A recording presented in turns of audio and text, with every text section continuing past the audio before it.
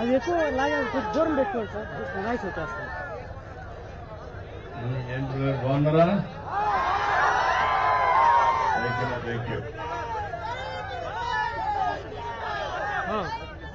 అందరికీ నమస్కారాలు.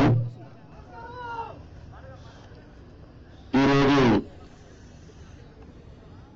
ఉత్తరాంధ్ర పర్యటన అనకాపల్లితో ప్రారంభించాను. ఎందుకంటే నేను ఒకటే ఆలోచించాను, ఎక్కడైతే ఎక్కువ ఓట్లు వేశారో ఆ ప్రజానికి రుణం తీర్చుకోవాల్సిన బాధ్యత నా మీద ఉంది.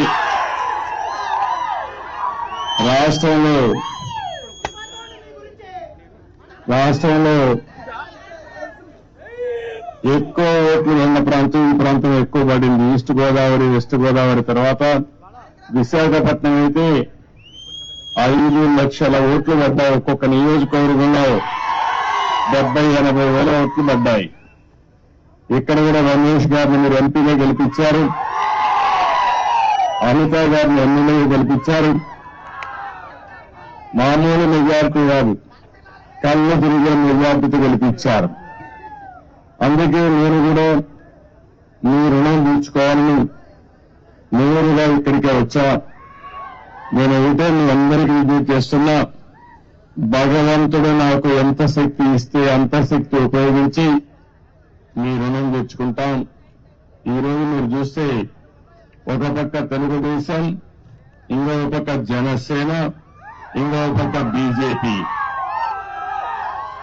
3 పార్టీలు కూడా కూటమిగా ఏర్పడి ఎన్డీఏలో మనం ముందుకు పోయాం. మీరు చూస్తే ఏదైతే అరాచకాలు చేసిన వ్యక్తిని, తప్పులు చేసిన వ్యక్తిని ప్రజాకోర్టులో ఏ విధంగా శిక్షించారో మొన్న ఎన్నికలకు ఉదాహరణ మాత్రం. ఎవరైనా సరే రాజకీయాల్లో విడిగితే వాళ్ళని కరెక్ట్ చేసే శక్తి నా ప్రజానీకానికి ఉంది. అదే మొన్న జరిగింది. ఈరోజు నేను ఎన్నోసార్లు మేమందరం చెప్పాం, ప్రజలు గెలవాలి, రాష్ట్రం నిలదొక్కోవాలి. ప్రజలు గెలిచారు, గెలిపించారు. రాష్ట్రం నిలదొక్కోవడానికి మా బాధ్యత మేము చేస్తాం. మీరు కూడా పూర్తిగా సహకరించమని ప్రజలందరినీ కోరుకుంటున్నా. ఇటీవల 3 వాస్తవ పత్రాల్ని, ఏదైతే వైట్ పేపర్లు 3 పబ్లిసైజ్ చేశాను నేను, అందులో పోలవరం కూడా ఉంటుంది. ఈరోజు నేరుగా పోలవరం కెనాల్ కోసం వచ్చాను. ఉత్తరాంధ్ర సుజల స్రవంతి, ఈ ఉత్తరాంధ్ర సుజల స్రవంతి పూర్తి చేస్తే అనకాపల్లి జిల్లా గాని ఈ ప్రాంతం అంతా కూడా బ్రహ్మాండంగా అభివృద్ధి అయ్యే పరిస్థితి వస్తుంది. ఒక్క అనకాపల్లి జిల్లాలో 2,80,000 ఎకరాలకు నీళ్లు ఇచ్చే అవకాశం వస్తుంది. త్రాగునీటి సమస్య పూర్తిగా పరిష్కారం చేసే పరిస్థితి వస్తుంది. మీరు ఒక్కసారి చూస్తే నేను ఆ రోజు పనులు చేసిన 5 ఏళ్ల మునుపు ఎక్కడుందో అక్కడే ఉన్నాయి, వేసిన గొంగలు అక్కడే ఉంది. ఏం తమ్ముళ్ళు ఒక్క ఇటుకేమన్నా పని చేశారా అని మిమ్మల్ని అడుగుతున్నా. ఏమన్నా ఎక్కడైనా ఒక తట్ట మట్టి వేశారా అని నేను అడుగుతున్నా. వీళ్ళు చేసింది గోతులు దిగారు, గుంతలు తీశారు. బాగు చేయలేదు కానీ గుంతలు తీసే పరిస్థితికి వచ్చారు. ఈరోజు మీరందరూ ఆలోచిస్తే Uttarandhra Sujala Sravanthi left main canal 214 కిలోమీటర్లు రావాలి. ఇప్పుడే దీనిపైన మీరు ఒకసారి చూస్తే పోలవరం నేను 72% ఆ రోజు పూర్తి చేస్తే ఈ దుర్మార్గులు వచ్చి 72% పూర్తి చేసిన డయాఫామ్ వాళ్ళు పూర్తయితే దాన్ని గోదావరిలో కలిపేశారు. కాల్ఫర్ డ్యాములు డ్యామేజ్ అయినాయి. 2021 జూన్కు నీళ్లు కావలసిన పోలవరం ఇప్పుడు ఎప్పుడు వస్తుందో చెప్పలేని పరిస్థితి తీసుకొచ్చారు. ఏదేమైనా పోలవరం ఈ రాష్ట్రానికి ఒక వరం. ఉత్తరాంధ్ర సుజల స్రవంతి పూర్తి చేసుకుని పోలవరం ద్వారా గోదావరి నీళ్లు మనం తెచ్చుకోగలిగితే ప్రతి ఎకరాకు నీళ్లు ఇచ్చే అవకాశం వస్తుంది. కరువు అనే సమస్య ఉండదు. అందుకనే ఈ రోజు ఇక్కడికి వస్తానని ఒకటే ఆలోచించాను. పురుషోత్తపట్నం లిఫ్ట్ ఇరిగేషన్ పెట్టాం. ఇంకో పక్కన అక్కడనే పుష్కర లిఫ్ట్ కూడా ఉంది. 2 లిఫ్ట్లు చూసి పోలీస్ అరవాల్సిన పని లేదు. ఆ లీడర్స్ పంపి అక్కడ నిలబడుకుంటారు. మీరు అనవసరం గొడవ చేయొద్దండి.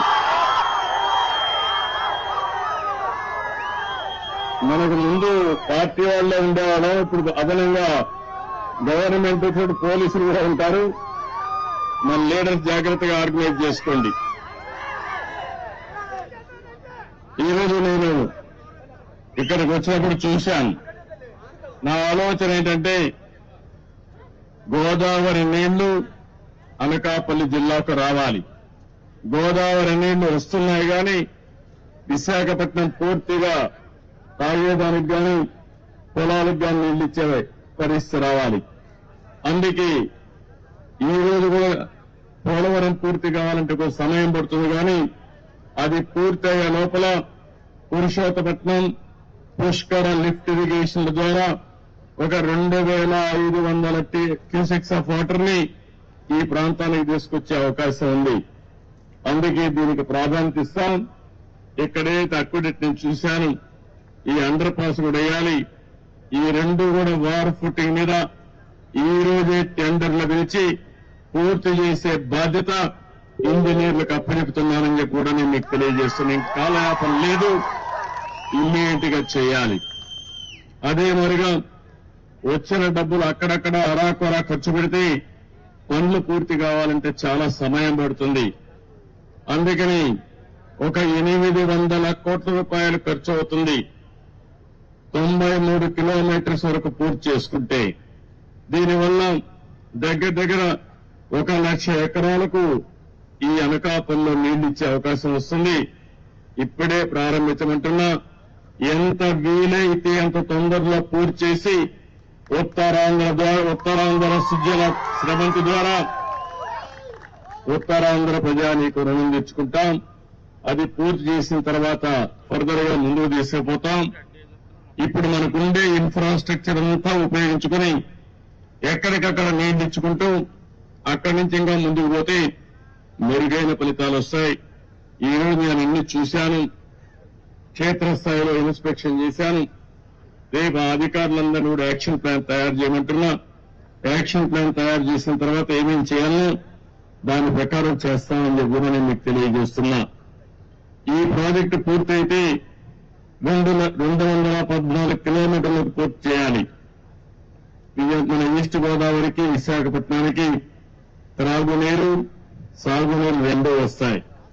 దగ్గర 4,00,000 ఎకరాలకు సాగునీరు ఇచ్చే అవకాశం ఉంది.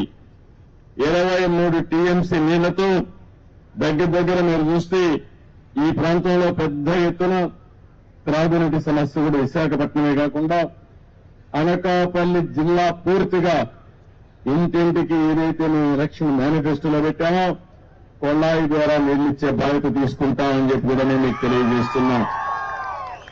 ఇవన్నీ కూడా చేయడం కోసం ఈరోజు నేను ఒకటే చెప్పాను. దీన్ని మనం పూర్తి చేయాల్సిన అవసరం ఉంది. ఇప్పుడే నేను చెప్పిన ఫిగర్స్ లో కూడా మన వాళ్ళు చెప్పింది 800 కోట్ల రూపాయలు ఖర్చు పెడితే 93వ కిలోమీటర్ వరకు 2,20,000 ఎకరాలకు నీళ్లు ఇస్తాం, సాగునీరు ఇస్తాం. 2,20,000 ఎకరాలకు ఈ జిల్లాలో నీళ్లు ఇవ్వగలిగితే నా జన్మ సార్థకమైనట్టు అవుతుంది. అది కూడా మొదటి విడతలు ఫేజ్ 1. అక్కడి నుంచి ఫేజ్ 2కు తీసుకెళ్తాం. ఈ ఉత్తరాంధ్ర సుజల స్రవంతి వంశధార వరకు వెళ్తుంది. వంశధార గోదావరి, కృష్ణ, పెన్నా నదుల అనుసంధానం చేసి ఈ రాష్ట్రంలో కరువు లేకుండా చేయాలనేది ఎన్డీఏ అభీష్టం అని చెప్పి కూడా నేను మీకు తెలియజేస్తున్నా. ఇక్కడే షుగర్ ఫ్యాక్టరీ విషయం కూడా చెప్పారు. వాళ్ళకు కూడా హామీ ఇస్తున్నాం. 3 షుగర్ ఫ్యాక్టరీలు ఉన్నాయి. ఆ 3 షుగర్ ఫ్యాక్టరీలు కూడా పడకేసే పరిస్థితికి వచ్చింది. ఆ అసమర్థ ప్రభుత్వం ఏమాత్రం ఆలోచించలేదు. దీనివల్ల కూడా ఇబ్బందులు ఉన్నాయి. నేను అందుకని ఈ మధ్యకాలంలో మనం చూస్తే షుగర్ ఫ్యాక్టరీస్ లో కూడా చక్కెర తినే వాళ్ళు తగ్గిపోయారు. ఎందుకంటే ప్రతి ఒక్కరికి బాడీనే షుగర్ ఫ్యాక్టరీగా తయారైపోయింది. కాబట్టి చక్కెర తినే వాళ్ళు తగ్గారు, కానీ ఎథనాల్ తయారు చేసుకోవడానికి ఉపయోగపడుతుంది. ఇది సస్టైనబిలిటీ ఉండాలి, రైతులకు న్యాయం జరగాలి, రైతుల భాగస్వామ్యంతోనే పనిచేయాలి.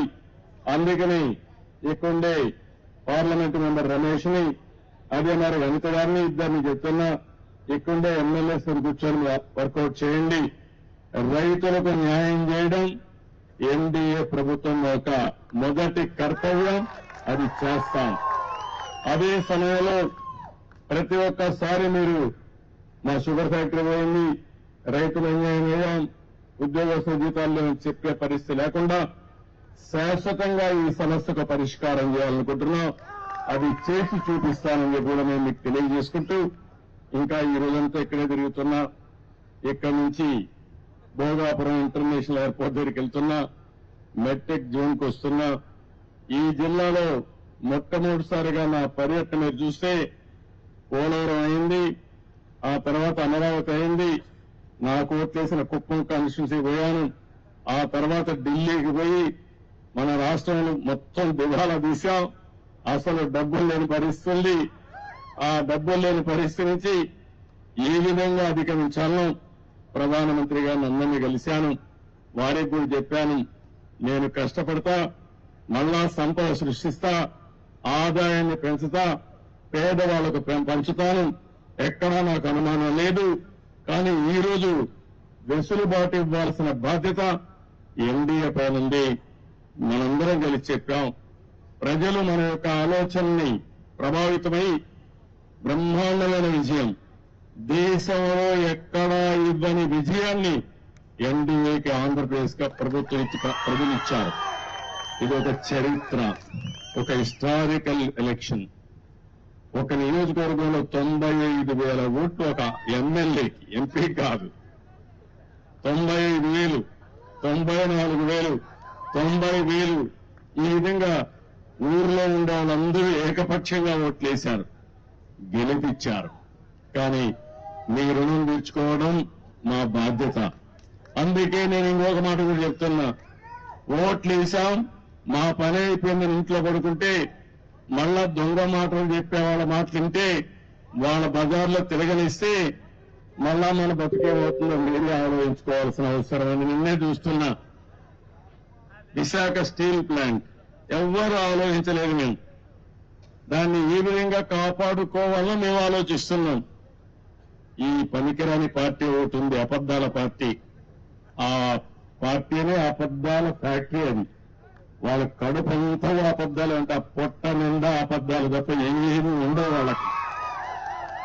వాళ్ళు చెప్తున్నారు, ఎప్పుడో వాళ్ళ కళ వచ్చిందంట, నేను ఒప్పుకున్నానంట ప్రైవేటైజ్ చేయడానికి. ఎన్నోసార్లు చెప్పా, తెలుగు వారి ఆత్మగౌరవం కోసం పోరాడినటువంటి ఫ్యాక్టరీ ఇది. ఆంధ్ర తెలంగాణ ఉంటే విశాఖ ఆంధ్రుల హక్కుని ప్రాణత్యాగాలు చేసి ఆందోళన చేసి ఈ ఫ్యాక్టరీని సాధించుకున్నాం. ఆ తర్వాత ఇది ప్రైవేటైజ్ చేస్తామన్నప్పుడు వాజ్పేయి గారి గవర్నమెంట్ లో నేను గట్టిగా ఫైట్ చేసి ప్రైవేటైజ్ చేయకుండా కేంద్రం ఆర్థిక సహాయం చేసి ఈ ఫ్యాక్టరీని కాపాడుకున్నాం. ఇప్పుడు కూడా ఏ విధంగా కాపాడుకునే బాధ్యత తీసుకొస్తాం. ఈ చేతగానే అబద్దాలు చెప్పే వాళ్ళ మాటలు నమ్మితే చాలా సమస్యలు వస్తాయి. ఒక పక్క అబద్దాలు చెప్పే వాళ్ళని ఎప్పటికప్పుడు ఖండన చేయాలి, ఖండిస్తూనే మళ్ళా వాస్తవాలు చెప్పాలి. అక్కడ వాస్తవాలు చెబితే మీకు పనులు చేయాలి. ఓసారి మీరు కూడా అనుకుంటారు, అబద్దాలు చెప్పంగా ఏదో సామెత ఉంది, కుక్క పిల్లని తీసుకుపోతాం, గొర్రె పిల్లని తీసుకుపోతా ఉంటే ప్రతి ఒక్కరు కనపడిన వాళ్ళందరూ ఏంట్రా ఎవరోడా నువ్వు, ఇదేంటిది కుక్క పిల్లని తీసుకుపోతున్నావు అంటే, ఒకటి చెప్తే నేను తెలివైన వాడిని, అది గొర్రె పిల్ల అన్నాడు. రెండో వాడు చెప్తే చెప్తే మళ్ళా చూసుకున్నాడు, మళ్ళా నిర్ధారించుకొని ముందుకు పోయాడు. మూడోసారి చెప్తే వీడికి అనుమానం వచ్చింది. నాలుగోసారి అంటే ఇది కుక్క పిల్లని పారేసి వెళ్ళిపోతాడు. అది పందాలో ఈ వైఎస్ఆర్ కాంగ్రెస్ పార్టీ పనిచేస్తా ఉంది కానీ కరడు కట్టిన ఆర్థిక ఉగ్రవాదులు వీళ్ళు, విశాఖపట్నాన్ని దోచేసినటువంటి దొంగలు వీళ్ళు వదిలిపెట్టే సమస్య ఉండదు. ఏం భయపడవలసిన అవసరం లేదు. మీ మనోభావాలకు అనుగుణంగా ప్రయత్నం చేస్తాను, పనిచేస్తాం. నేను ఏదైతే హామీ ఇచ్చానో సూపర్ 6 అవన్నీ చేపిస్తాం. అది చేయించడమే కాదు, ప్రతి ఒక్క కుటుంబానికి నేను అండగా ఉంటా. చేయించే బాధ్యత నాది. ఇప్పటికే మీరు చూశారు, 30 రోజులు కూడా కాలేదు. వచ్చిన వెంటనే నేను చెప్పిన ప్రకారం పింఛన్లు పెంచాం. 3,000 రూపాయలు 4,000 రూపాయలు చేసి ఏప్రిల్ ఇస్తామని 7,000 రూపాయలు ఒకేసారి ఇచ్చిన ఏకైక ప్రభుత్వం భారతదేశంలో ఎన్డీఏ ప్రభుత్వం. అది పేదవాళ్లపై నుండే ప్రేమ. ఇంకో పక్క మీరు ఒకసారి చూస్తే మా తమ్ముళ్లకు ఉద్యోగాలు లేవంటే మెగా డిఎస్సీ హామీ ఇచ్చాను. మొదటి సంతకం పెడతానని చెప్పాను. మొదటి సంతకం పెట్టాను. మొదటి క్యాబినెట్ లో పెట్టాను. ఆమోదించి నోటిఫికేషన్ ఇచ్చే పార్టీ తెలుగుదేశం పార్టీ. మూడోది, మీ భూములన్నీ కొట్టేయాలనుకున్నాడు.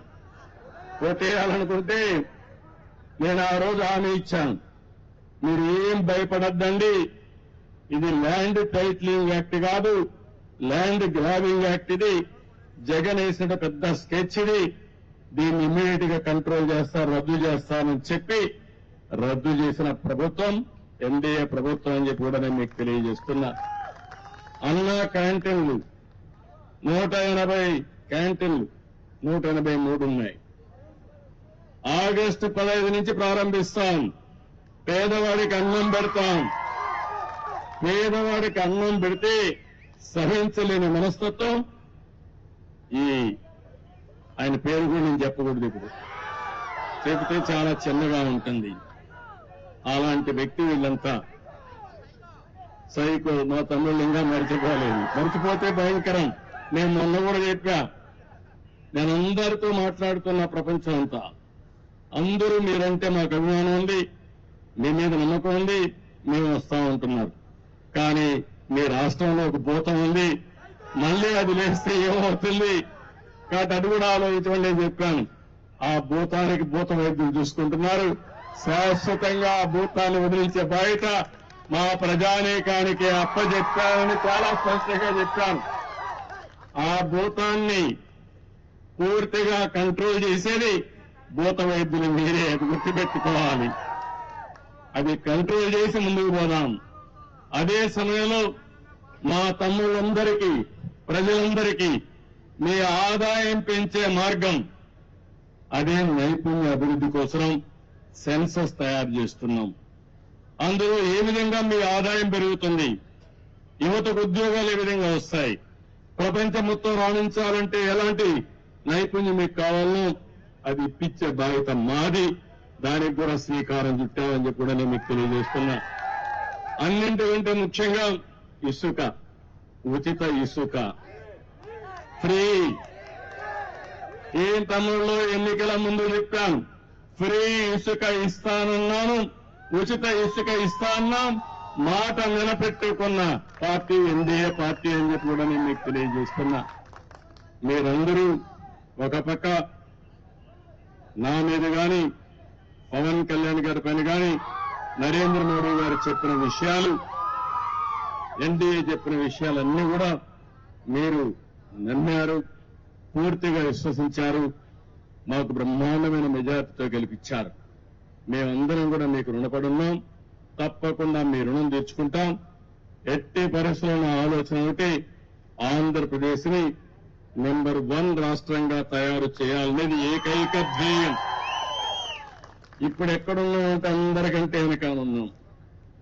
మొన్న జీతాలు కూడా ఇవ్వలేము, పెన్షన్లు ఇవ్వలేమంటే నేను ఒకటే చెప్పా, ఏం చేస్తారో నాకు అనవసరం, ఒకే రోజు పెన్షన్ ఇవ్వాలి, అందరికి ఇవ్వాలని, వాలంటీర్స్ ఉంటేనే సాధ్యం అని చెప్పిన పెద్ద మనుషులకు బుద్ధి చెప్పాలని సచివాలయ సిబ్బందితో ఒకే రోజు ఇచ్చాం.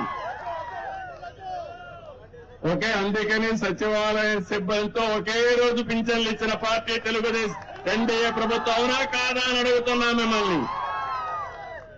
జీతాలు ఇవ్వలేమంటే సాధ్యం కాదని ఒక పక్క పింఛన్లు ఇస్తూనే ఇంకో పక్క ఉద్యోగస్తులు కూడా జీతాలు ఇచ్చాం.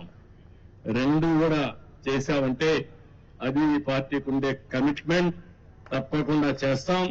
మీరు కూడా ఒకటే చెప్తున్నా, ఈ రోజు మీ ఉత్సాహం చూశాను. ఊర్లు కదిలొచ్చారు. మనస్సు నిండా అభిమానమే.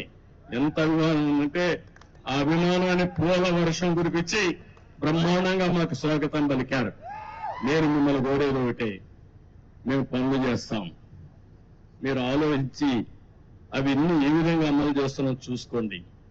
నేను చెప్పేది మా నాయకులు చెప్పే మాటలు కూడా మీరు వినండి. ఇన్ని మీరు సహకరించండి. మీ యొక్క శ్రేయస్సే మా అభిమతం. దానికోసం పనిచేస్తాం. ఏ పని చేసినా ఈ రోడ్లన్నీ చూస్తున్నా, ఏం చేయాలో నాకే అర్థం కావడంలా. ఆ గొయ్యల్లో ఎవరిని పూడ్చాలి? తమ్ముళ్ళు ఎవరిని పూడ్చాలి? ఆ గొయ్యల్లో ఆ గొయ్యలు పెట్టిన వాళ్ళని పూడ్చాలి. ఇప్పుడు మనం ఆ పరిస్థితిలో ఉన్నాయి. మొత్తం రాష్ట్రమే గుంతలైపోయింది. మన బ్రతుకులే ఆగమైపోయినాయి. కానీ ఈ రోజు మిమ్మల్ని చూస్తే మాత్రం నాకు అనిపిస్తుంది, మొన్నటి వరకు నేను వస్తే బిక్కు అంటే వచ్చేవాళ్ళు, ధైర్యంగా కూడా వచ్చేవాళ్ళు కాదు. నేను ఏదైనా జోక్ వేసినా మీరు నవ్వేవాళ్ళు కాదు. ఈ రోజు మీకు ఒక స్వాతంత్రం వచ్చినట్టు మీ మనసులు చూస్తా ఉంటే, మీ ముఖాలు చూస్తా ఉంటే ఎక్కడికక్కడ ఉత్సాహంగా కనపడుస్తున్నారు. అంత మునుపు నాకు జ్ఞాపకం ఉండేది, నార్త్ కొరియాలో కిమ్ ఆయన ఉన్నాడు. అక్కడ నవ్వితే కొడతారు, ఏడిస్తే కొడతారు. మీ ఇంట్లో ఎవరైనా చనిపోతే ఏడిస్తే కొడతారు. మీ ఇంట్లో ఏదైనా మంచి జరిగితే నవ్వితే కొడతారు. అలాంటి జిమ్ ఇక్కడ ఉన్నాడు. మనకు మొన్నటి వరకు అందరూ ఇబ్బందులు పడ్డాం. కానీ ఈ రోజు మాత్రం మీకు రియల్ గా చెప్తున్నా, ఫస్ట్ మీరందరూ కూడా వాక్ స్వాతంత్రమే కాకుండా హ్యాపీగా ఉండడం కోసం భగవంతుడు ఎంత శక్తి ఇస్తే అంత శక్తిని ఉపయోగించి మేము మీకు అండగా ఉంటాం, చేస్తామని మరొక్కసారి తెలియజేసుకుంటూ,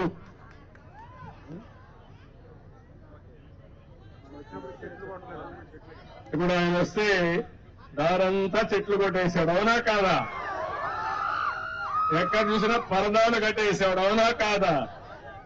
ఎక్కడ చూసిన షాపులన్నీ మూసేసేవాడు. అవునా కాదా? మా వాళ్ళు ఒక చిన్న తప్పు వేశారు, కార్పెట్ వేశారు.